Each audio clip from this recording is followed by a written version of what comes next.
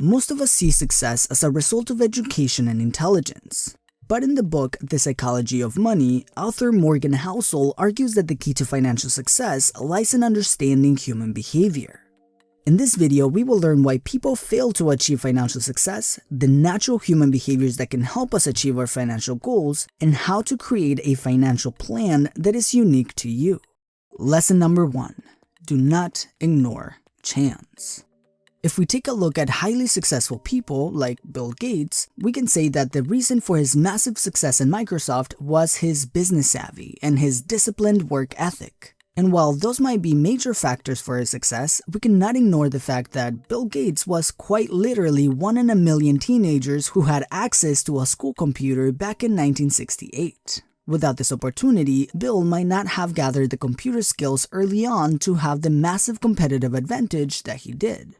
Housel explains that ignoring that chance plays a big part in these success stories can be dangerous, because many people try to gain wealth by imitating some of the most successful and accomplished people in the world without having all the pieces. So trying to replicate what they did often doesn't work. Housel says that the more exceptional the story, the more unique the circumstances that came into play for their success. So instead of focusing on people, Housel says to pay attention to patterns. If many wealthy people did thing A to become wealthy, and only one person did thing B, then you might have a higher probability of being wealthy by following thing A. Now, in order to begin recognizing these patterns, you must be aware of who to listen to, which leads us to our next lesson. Lesson number 2. Don't confuse being rich with being wealthy. Housel shows us another reason why people fail to achieve financial success. We confuse being wealthy with being rich. He explains that being wealthy means you have a lot of money in the bank or in a variety of assets. In other words, wealth is money you did not use but is available if you need it. Being rich simply means having a high income. Housel says that it's fairly easy to tell when somebody is rich, but you can't really tell if they're wealthy or not. This is because wealth is invisible. You can see how much a person spent on an item, but you can't really see how much they have in their bank accounts or in their investment portfolios. Knowing the difference between being rich and being wealthy is important because as human beings, we learn by imitation, and learning who to imitate, and just as important, who not to imitate, can help us protect our wealth. Lesson number 3. Money buys control over time. Something interesting that psychologists found was that one of the main keys to happiness is having a sense of control. This is one of the biggest motivators to achieve financial success. When you have control over your time, you can choose what to do and when to do it. The key word here is control. When we don't feel control over our lives, we actually rebel against it. This is actually a psychological phenomenon called reactance. This is when our brains try to regain the control we lost or feel we might lose. If you feel a sense of reactance, this could be a good sign that your natural human behavior is already trying to move you towards control. Understanding the concept that happiness has to do with control, especially over our time, can help us develop a plan for what financial success looks like to you and what you need to achieve it. Which leads us to our next point. Lesson number 4. When is it enough? If happiness is our goal, our financial strategy is the tool to help us achieve it. It can be very easy to get distracted by shiny objects and the promise of riches beyond our wildest dreams. In today's world, the sky is the limit. And if modern capitalism is great at something, is creating wealth as well as creating envy. One is great, the other not so good.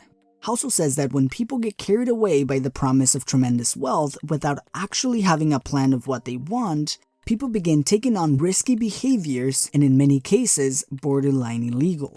There are countless examples of people who already had mountains of wealth who lost it all just because they wanted more than the other guy. Avoiding falling in the comparison trap would not only help you be happier, as many psychological studies have proven, but it can also help you prevent taking unnecessary risks with your money, which can leave you worse off in the long term. Lesson number 5. Turn saving money into a habit. Housel explains that there are 3 main reasons why creating the habit of saving money is so important.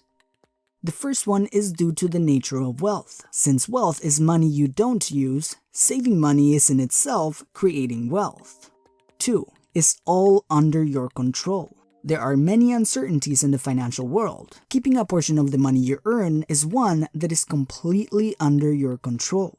And number 3 is the easiest way to build wealth. Putting away a portion of your income is much easier than increasing your income. This doesn't mean you shouldn't focus on increasing your income, but instead build the habit of saving even if your income is still low. This ensures that you don't become just a rich guy when you start earning more money, but instead you build the habit of becoming wealthy.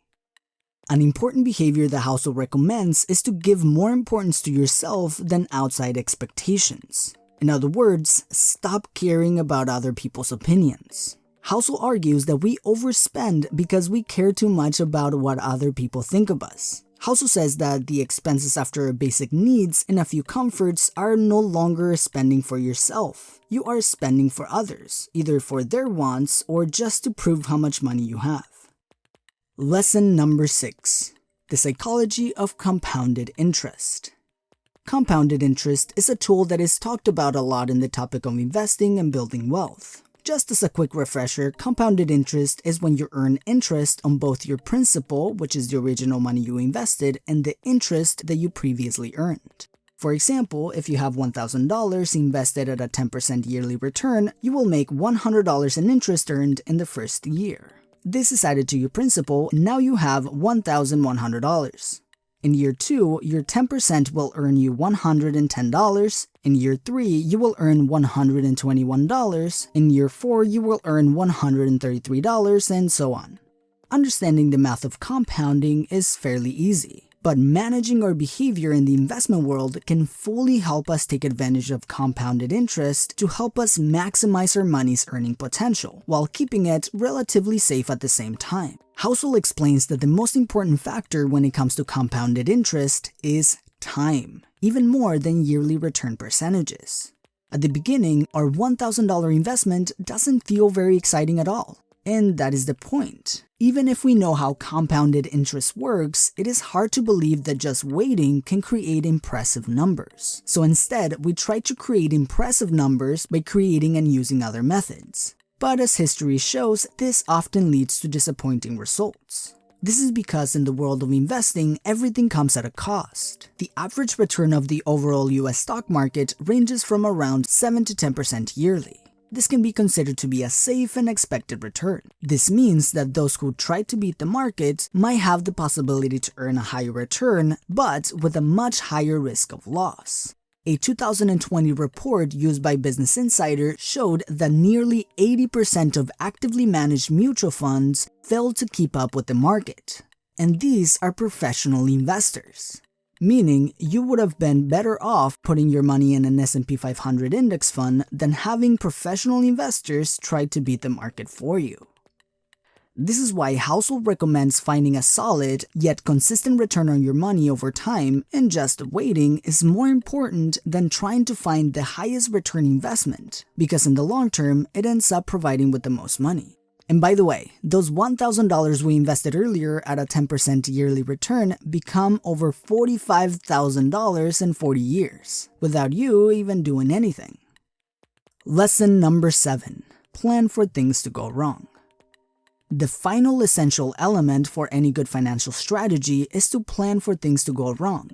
By doing this, you allow yourself to stay in the market long enough to reap the benefits of compounding, which is made possible by staying invested for a long period of time. Housel says that most people are too optimistic with their finances and only plan for the best case scenario, which often can be taken down by any unfortunate situation. If your financial plan only works in a narrow range of possibilities, you are putting yourself at risk. A good financial plan accounts for many things not to go your way and still be successful. There are 2 major things a good financial plan must have. 1. Never risk all of your fortune. Housel recommends to invest only portions of your money at any particular time and avoid risking it all. Having a portion of your money in safer investments will allow you to cover for potential losses that riskier investments might have. This means keeping a portion in cash, even if it isn't earning you anything. By keeping cash, you are able to not lose years or even decades of your wealth when bad luck hits. If you lose your job in a recession, for example, and you don't have any cash in hand, you might be forced to sell stock at a big loss just to get by. This can wipe out years of progress in the market and leave you in a very bad position. Keeping cash around can also allow you to take advantage of bad economic times, which in fact might help you develop your wealth faster. Number 2, never depend on one single factor. It's always a good idea to have backup plans in case bad luck strikes. For example, do you have a plan in case you lose your job? Or do you have a plan if the market is doing badly? In the book The Intelligent Investor, Benjamin Graham says that you cannot predict what the market or the economy will do. So instead of trying to predict it, he suggests having a margin of safety that allows you to be wrong but still profitable. So in summary, don't ignore chance. Don't confuse being rich with being wealthy. Understand why you want money in the first place. Learn how much is enough to make you happy. Turn saving money into a habit. Learn to take advantage of compounded interest and plan for things to go wrong. Alright guys, I think this book gives a really different perspective on the world of investing than many other books. I feel like this book focuses on understanding ourselves in relation to money because in many cases, it is our own selves that get in the way of achieving our financial goals. As always, thank you for watching and I will see you in the next video.